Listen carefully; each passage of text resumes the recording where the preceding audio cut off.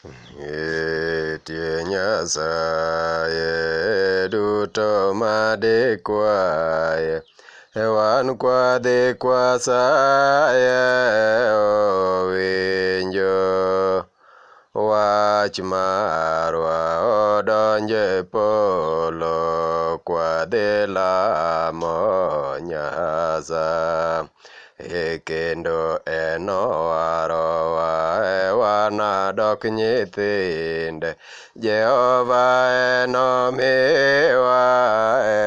ngima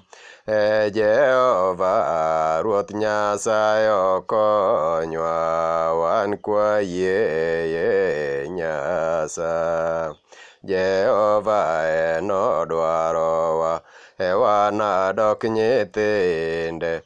duto kodaro jachien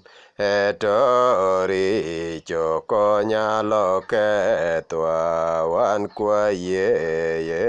Nyasaye ka ng'ato yie Ruoth Nyasaye nomiye en koth nomiye ngima koth enodonje polo siko kode Nyasaye.